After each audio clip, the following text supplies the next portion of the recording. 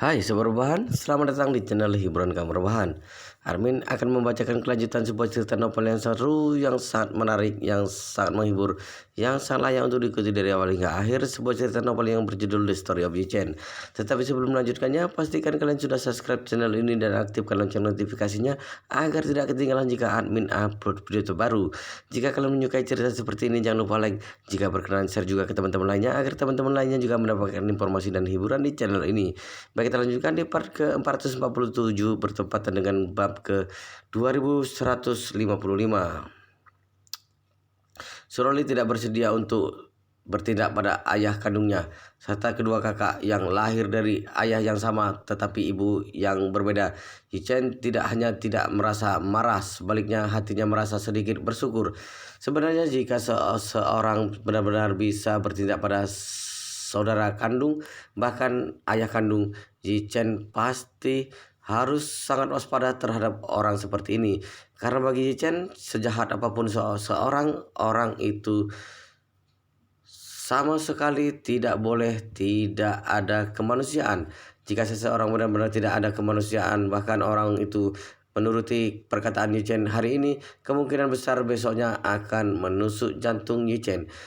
Jadi, menurut Yi-Chen, meskipun Suroli membunuh seluruh keluarga Matsumoto, tapi Suroli masih memiliki kemanusiaan. Alasan kenapa Suroli ingin melakukan tindakan yang membunuh orang karena Suroli harus melaksanakan perintah. Ini seperti seorang prajurit tidak peduli perintah apapun yang diberikan oleh atasannya. Sebagai seorang prajurit yang sah, dia harus memenuhi perintah, harus mematuhi perintah. Kalau tidak, dia bukan seorang prajurit yang sah. Jadi Yi-Chen tidak memiliki pendapat tentang masalah ini. Yi-Chen berkata, kita berdua memiliki kebencian yang sama, yang dalam terhadap keluarga Su. Kamu membenci Su Chengpeng, aku membenci Su Shaodao. Kamu perlu Su Chengpeng untuk memberimu sebuah penjelasan. Aku juga perlu Su Shaodao untuk memberiku sebuah penjelasan. Jadi kita berdua harus bekerja sama dalam menghadapi keluarga Su. Setelah ragu-ragu sejenak, Suroli bertanya, Tuan Mudaji, Anda membenci ayah saya. Apakah karena masalah tentang aliansi anti-Yi sebelumnya? Yi-Chen mengangguk. Yi-Chen berkata dengan nada yang dingin. Sebelumnya Susadao mengangkat tinggi bendera aliansi anti-Yi. Susadao mengatur sekelompok orang untuk melawan ayahku.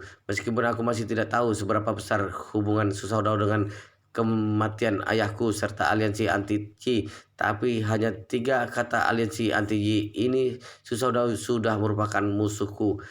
Suroli bertanya lagi, Tuan Muda Yi, kalau begitu apakah Anda akan membunuh ayah saya karena aliansi anti-Yi sebelumnya? Setelah berpikir selama beberapa detik, Yi-Chen berkata dengan ekspresi serius, jika aliansi anti-Yi milik Susadao sama sekali bukan pembunuh langsung yang membunuh orang tuaku, atau tidak secara langsung berpartisipasi dalam masalah tentang pembunuhan orang tuaku, aku tidak akan seperti Susadao yang membunuh keluarga Matsumoto yang sama sekali tidak bersalah. Aku akan menghukumnya secara wajar berdasarkan kejahatannya. Begitu berkata, sampai di sini wajah Yi-Chen terlintas ekspresi kejam. Yi-Chen berkata dengan suara keras, tapi jika Susadao memiliki tanggung jawab yang tak terhindarkan atas kematian orang tuaku, maka aku harus mengambil nyawanya. Aku akan menggunakan kepalanya untuk mempersembahkannya kepada orang tuaku yang mati dengan tragis. Suroli mengangguk dengan lembut. Meskipun hati Suroli sangat tidak berharap bahwa Yi-Chen bertempur dengan ayah kandungnya di suatu hari nanti, tapi Suroli tahu dengan sangat jelas dirinya sendiri tidak memiliki kemampuan untuk mengendalikan masalah ini, bahkan tidak memiliki hak untuk mengendalikannya. Yi-Chen tidak hanya lebih kuat dari Suroli, tapi bahkan nyawa Suroli juga diselamatkan oleh Yi-Chen. Suroli tidak memiliki hak untuk ikut campur dalam keputusan apapun yang dibuat oleh Yi-Chen untuk membalas dendam orang tuanya. Jadi Suroli hanya bisa berdoa di dalam hati, berdoa bahwa ayahnya Susadao jangan menjadi pelaku utama yang membunuh orang tua Yi-Chen. Kalau tidak sesuai dengan kekuatan Yi-Chen, jika ingin membunuhnya itu benar-benar sangat mudah. Begitu memikirkan ini, Suroli menatap Yi-Chen. Setelah berpikir berulang kali, Suroli tetap berkata, Tuan Muda Yi, kapan saya bisa menghubungi ibuku? Ican berkata, untuk sementara waktu masih belum bisa. Kamu tunggu sebentar lagi, terutama karena identitasmu yang sekarang terlalu sensitif. Berita tentang kamu sudah menyebar dengan heboh di seluruh Asia. Pemerintah Jepang juga tidak sabar ingin menangkapmu kembali dan menghukummu. Jika berita tentang kamu masih hidup terungkap, aku tidak bisa melindungimu lagi. Setelah berkata, Yi Chen berkata lagi, aku menyerahkanmu untuk menunggu lagi dengan sabar. Aku menyarankanmu untuk menunggu lagi dengan sabar. Setelah waktu sudah matang, aku akan membiarkanmu untuk menghubungi ibumu. Suroli mengangguk dengan lembut. Suroli berkata dengan hormat, baik Tuan Muda Yi, Suroli akan menuruti perintah Anda. Setelah menengus, Yi Chen berkata, beberapa hari ini kamu tinggal di sini untuk beristirahat dengan baik. Suroli segera berkata, baik Tuan Muda Yi. Seperti teringat sesuatu, Yi Chen bertanya dengan penasaran. Oh iya, saat aku baru saja masuk ke sini, aku melihat kamu seperti sedang berlatih. Suroli teringat penampilan dirinya sendiri yang baru saja mengenakan sport bra dan celana pendek olahraga. Suroli berkata sambil mengangguk dengan sangat malu. Jawab Tuan Muda Yi, biasanya saya selalu berlatih. Yi Chen bertanya dengan penasaran. Ahli seni bela diri seperti kalian, apa yang biasanya kalian latih? Suroli menjawab dengan jujur, setiap paginya saya akan berlatih Xing Yi Quan yang diturunkan oleh leluhur keluarga He. Yichen bertanya dengan penasaran, Xing Yi Quan, apakah itu merupakan keterampilan yang hanya dimiliki oleh keluarga He? Tidak juga, Suroli menjawab dengan jujur. Sebenarnya Xing Yi Quan merupakan Nijia. Nijia sama sekali bukan ciptaan asli keluarga He. Karena leluhur dan dari keluarga Yi memiliki warisan seni bela diri, jadi saat Yi Chen masih kecil, Yi Chen pernah berlatih Wing Chun bersama ayahnya. Tapi Wing Chun hanyalah teknik tinju yang sangat biasa, sama sekali bukan Nijia. Sebagai perbandingan umumnya, peringkat Nijia lebih tinggi dari teknik tinju yang biasa. Karena sebenarnya tinju biasa merupakan semacam teknik untuk bertarung, tidak peduli Wing Chun dari Tiongkok, Karate dari Jepang, atau Taekwondo di Korea. Jika mengatakannya secara terus terang, semuanya merupakan teknik bertarung. Hanya saja orang yang menciptakan beberapa teknik ini memiliki cara yang berbeda saat melihat masalah. Jadi teknik bertarung yang diciptakan juga berbeda. Kemudian Neijia malah berbeda. Latihan utama dari Neijia bukanlah keterampilan fisik, tetapi pelatihan pengembangan diri yang disebut sebagai napas tenggelam di dantian. Itu mengacu pada kekuatan internal dari pelatihan pengembangan diri.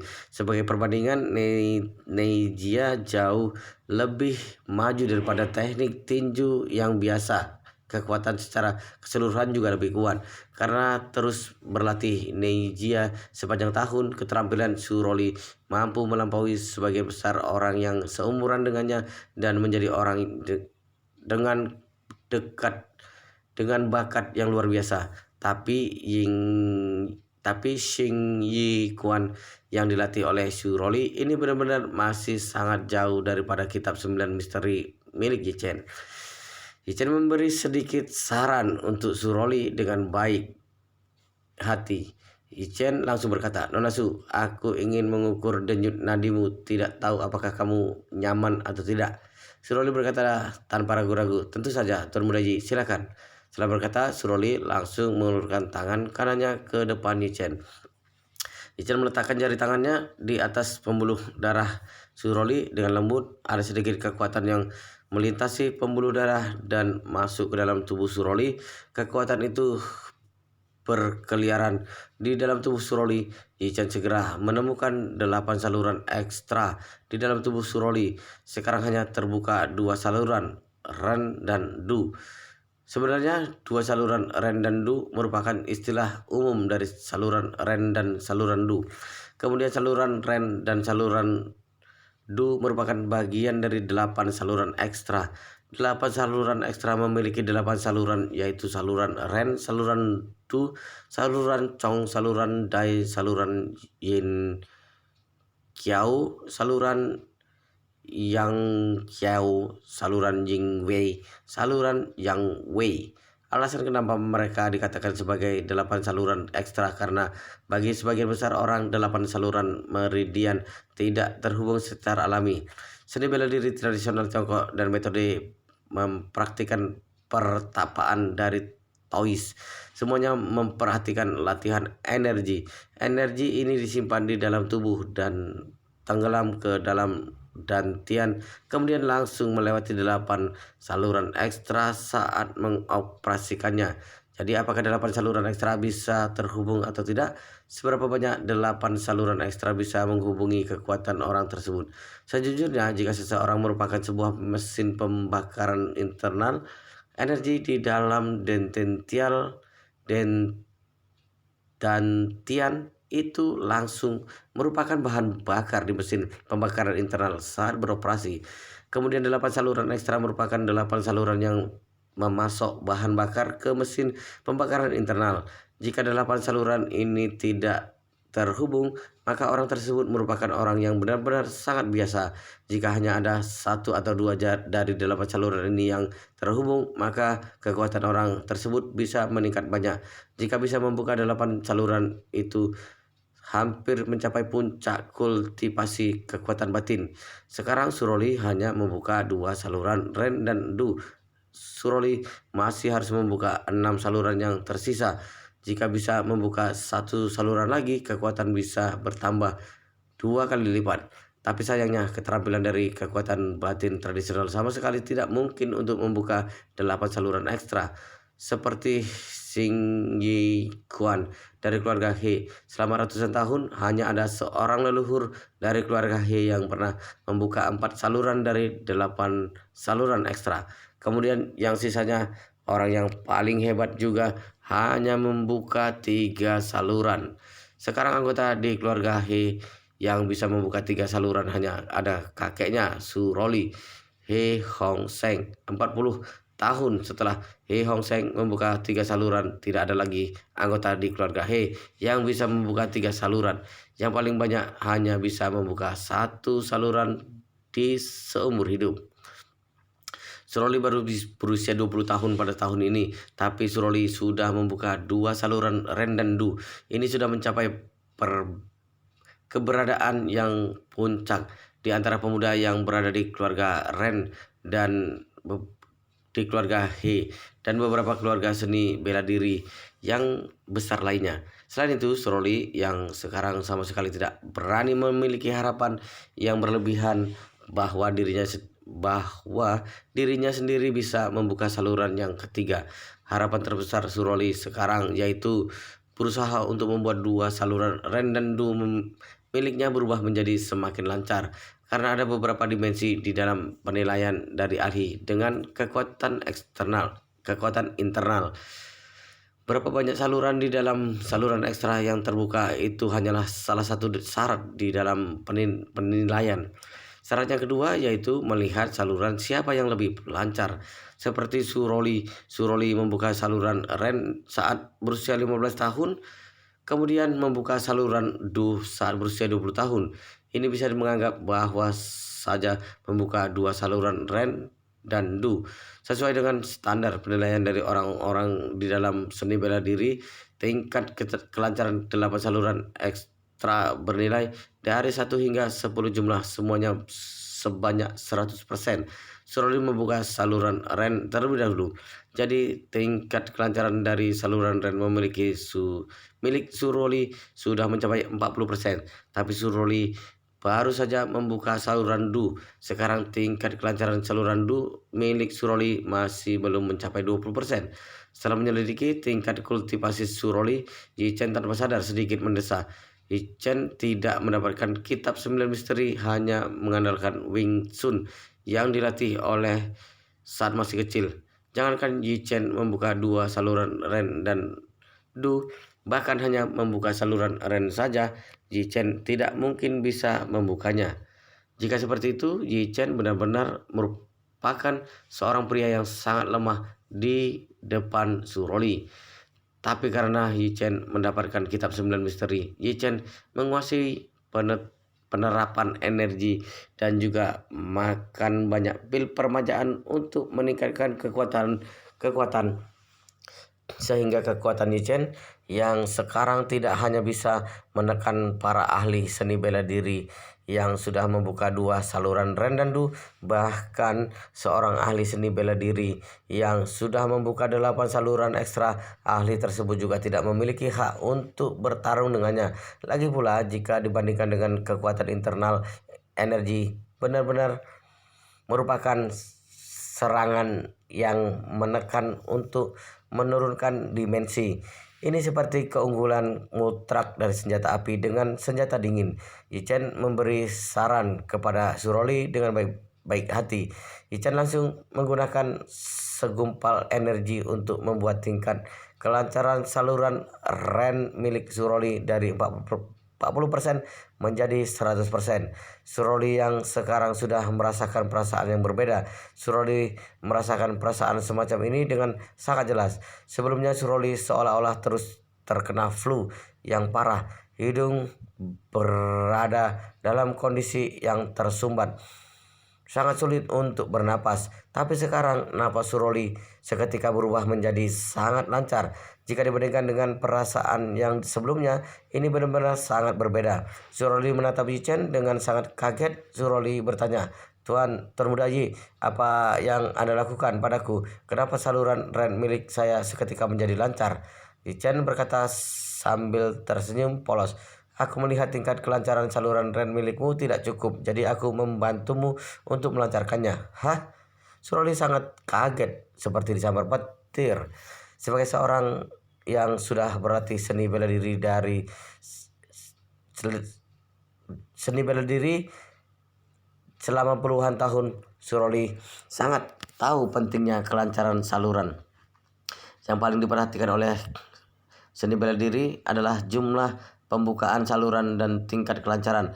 Tidak ada satupun dari 2 hal ini yang dapat dibuang. Karena saluran Ren merupakan saluran pertama di 8 saluran ekstra, saluran Ren juga merupakan dasar dari seni bela diri. Kemudian apakah 7 saluran meridian bisa terbuka atau tidak? Sejauh mana 7 saluran meridian bisa terbuka? Ini sepenuhnya bergantung pada seberapa kuatnya dasar yang diletakkan oleh saluran Ren. Jadi Suroli terus berharap dirinya sendiri bisa meningkatkan kelancaran saluran Ren ke tingkat yang lebih tinggi lagi. Bahkan hanya meningkat dari 40% menjadi 50%, itu sudah merupakan peningkatan yang luar biasa. Tapi Suroli sama sekali tidak menyangka bahwa hanya mengambil kesempatan untuk mengukur denyut nadinya, Yichen sudah diam-diam meningkatkan kelancaran saluran Ren milik Suroli dari 40 menjadi 100%. Bagi ahli seni bela diri, tingkat kelancaran dari sebuah saluran bisa mencapai 100%. Ini berarti bahwa saluran ini sudah menembus pencapaian besar. Di ranah seni bela diri, saluran bisa menembus pencapaian besar merupakan tingkat yang hanya ada di dalam legenda. Sesuai dengan catatan silsilah, bahkan leluhur di keluarga He yang membuka 4 saluran Ren juga tidak menembus pencapaian besar, tapi hanya mencapai tingkat sebesar 80%. Sekarang Yichen membantu Suroli meningkatkan saluran Ren menjadi 100%. Ini benar-benar membantu Suroli memperkuat dasar seni bela diri berkali lipat. Ini tidak hanya membuat kekuatan Suroli yang sekarang menjadi semakin maju, tapi juga membuat perjalanan seni bela diri Suroli di masa depan menjadi semakin lancar. Jika ada saluran Ren yang sudah menembus pencapaian besar yang menjadi dasar seni bela diri Suroli di masa depan akan menjadi lebih efektif. Suroli merasa sangat senang. Pada saat yang bersamaan, hatinya juga merasa sangat kaget. Tuan Muda Yi hanya mengukur denyut nadi untuk saya dengan santai. Tuan Muda Yi sudah bisa memberi peningkatan yang begitu besar untuk kultivasi saya. Kalau begitu, seberapa kuatnya kekuatan Tuan Muda Yi? Saluran Ren menembus pencapaian besar. Ini berarti bahwa membuat dasar seni bela diri mencapai pencapaian tertinggi. Ini awalnya merupakan sesuatu yang sama sekali tidak berani dipikirkan oleh saya. Kemudian juga sebuah pencapaian yang sangat sulit untuk dicapai oleh ahli seni bela diri di seumur hidup. Tapi begitu berada di tangan Tuan Muda Yi, ini hanya semudah menggerakkan jari tangan. Ini layak disebut sebagai seorang yang dapat melakukan keajaiban. Tapi kemampuan yang luar biasa seperti ini di dalam pandangan Tuan Muda Yi, ini hanyalah masalah yang sangat mudah. Seberapa kuatnya kekuatan yang dimiliki oleh Tuan Muda Yi sehingga bisa mencapai level yang tak terbayangkan semacam ini. Tampaknya pemahaman saya terhadap Tuan Muda Yi masih tidak dalam. Sebelumnya saya merasa Tuan Muda Yi seharusnya memiliki kekuatan yang lebih kuat. Tapi hari ini baru tahu bahwa kekuatan Tuan Muda Yi jauh lebih dari itu. Bahkan sudah melampaui apa yang dibayangkan oleh saya. Begitu memikirkan ini, Suroli merasa semakin senang bahwa dirinya sendiri bisa kenal dengan Yi Chen. Meskipun awal dari perkenalan sama sekali tidak menyenangkan, tapi sejak Yi Chen menyelamatkan Suroli, sampai sekarang pria ini terus menggunakan tindakan praktis untuk menjungkir balikan pandangan dunia Suroli. Jika bukan karena nakal dengan Yi Chen, Suroli sama sekali tidak mungkin memiliki keberuntungan ini. Setelah itu Suroli berlutut di lantai. Suroli berkata dengan nada yang tersedak dan tersentuh, "Tuan Muda Yi, Roli tidak akan melupakan kebaikan diri Anda. Mohon membiarkan Roli bersujud kepada Anda." Setelah berkata, Suroli langsung membukukan badan dan bersujud kepada Yi Chen. Yi Chen berkata dengan nada yang tenang, "Ini hanyalah masalah yang sangat mudah. Kamu tidak perlu memberi penghormatan yang begitu besar." Suroli berkata dengan serius, "Tuan Muda Yi, keberuntungan yang diberikan olehmu kepada Roli, banyak ahli seni bela diri sudah berlatih susah payah, juga tidak bisa mencapainya di seumur hidup. Roli akan mengingat kebaikan ini selamanya." Yi Chen sedikit tersenyum. "Sebaiknya kamu mengambil kesempatan untuk meningkatkan kelancaran saluran Du, kemudian berusaha untuk mencoba membuka saluran Chong. Ini barulah masalah yang paling penting bagimu sekarang. Kebetulan kamu tidak bisa keluar dalam waktu dekat-dekat ini. Kamu bisa berlatih dengan baik di dalam hotel." Suroli segera berkata, "Baik, Tuan Muda Yi, Roli pasti akan berusaha sebaik mungkin. Roli tidak akan mengecewakan Anda." Yi Chen mengangguk. Yi Chen berkata sambil berdiri, "Sudahlah, kamu terus berlatih saja. Aku pulang dulu." Suroli tanpa sadar bertanya, "Tuan Muda Yi, apakah Anda ingin pulang sekarang?" Yi Chen mendengus. Yi Chen berkata dengan santai, "Aku masih harus membeli sayuran dan pulang ke rumah untuk memasak. Jika tinggal di sini lagi, aku akan menunda makan siang istriku." Suroli merasa sangat kaget. Pada saat yang bersamaan, wajah Suroli dipenuhi dengan ekspresi sedih. Suroli bertanya, "Tuan Muda Yi, apakah Anda sudah menikah?" Yi Chen mengangguk, "Aku sudah menikah selama 4 tahun." Suroli berkata dengan sangat kaget, "Keluarga Yi merupakan keluarga terbesar yang kedua di seluruh negara. Kenapa saya tidak pernah mendengar berita tentang pernikahan Tuan Muda Yi?" Yi Chen menertawakan dirinya sendiri. "Aku sudah tinggal di luar selama 19 tahun. Keluarga Yi baru menemukan aku setelah setahun yang lalu. Sebelum itu aku sudah menikah setelah bergabung ke dalam keluarga lokal di Jinling. Aku menjadi menantu laki-laki yang tinggal di rumah istri." Hah? Suroli merasa bahwa pandangan dijatuhkan oleh Yi Chen lagi. "Saya pernah mendengar orang lain membicarakan masalah tentang hilangnya putra Yi Changjing di Jinling. Tapi aku sama sekali tidak berani menyangka bahwa Tuan Muda Yi yang merupakan pria unggul seperti ini, Tuan Muda Yi malah menjadi menantu laki-laki yang tinggal di rumah istri di Jinling." Tidak mengatakan bahwa Yi Chen merupakan keturunan dari keluarga Yi dan satu-satunya putra dari Yi Changjing yang terkenal, tapi hanya mengatakan bahwa pencapaian yang luar biasa di dalam seni bela diri ini sudah cukup membuat semua ahli seni bela diri ingin mengejarnya seperti sekumpulan bebek.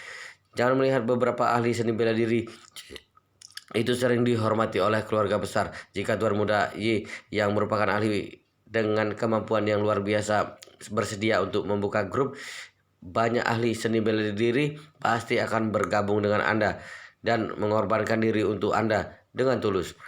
Jadi selama Tuan Muda Yi bersedia, Tuan Muda Yi bisa menjadi orang yang dikagumi oleh semua orang.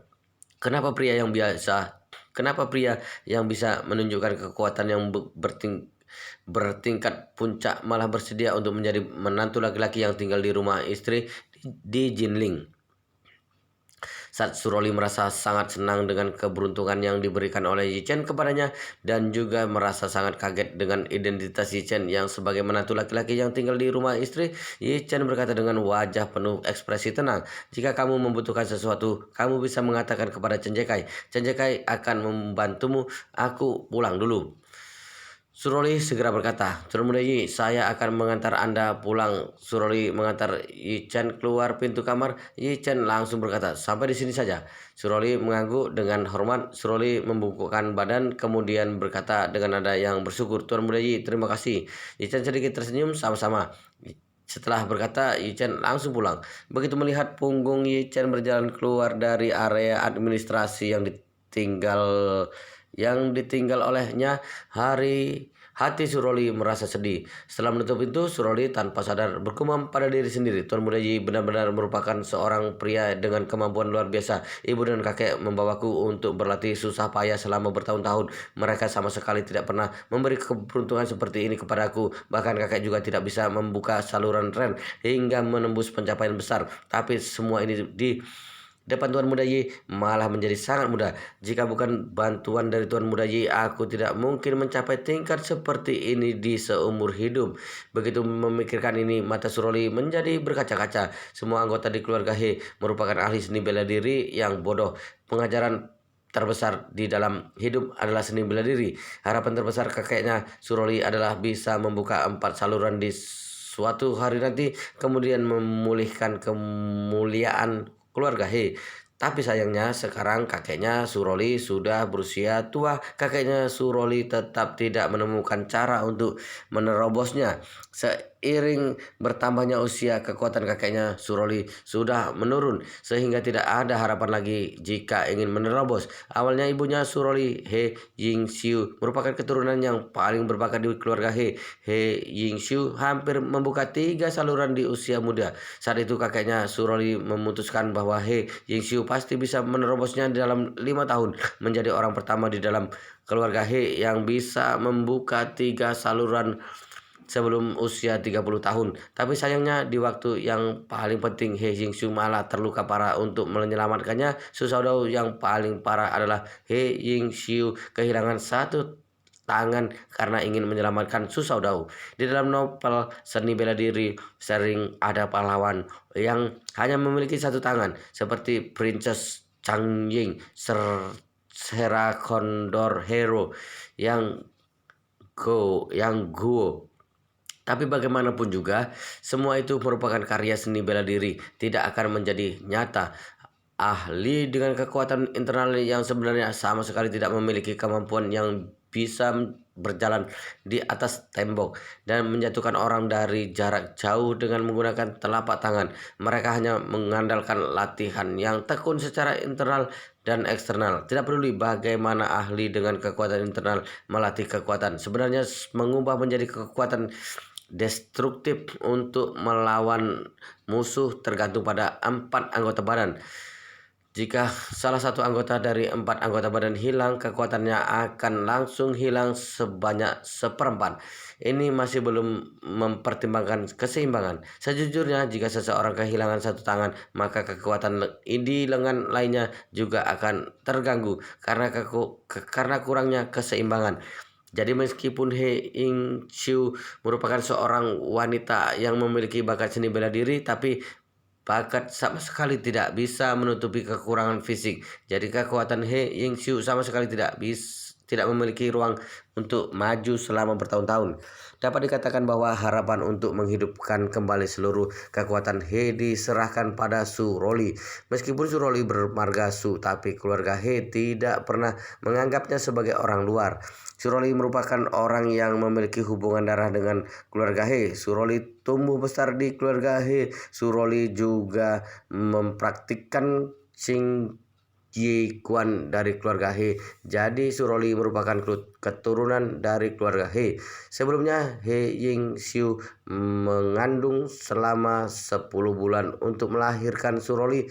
Pemikiran pertama dari kepala keluarga di keluarga He, He Hong Seng adalah anak ini harus bermarga He setelah dilahirkan. Bagaimanapun juga Suroli merupakan anak haram Su Saudau.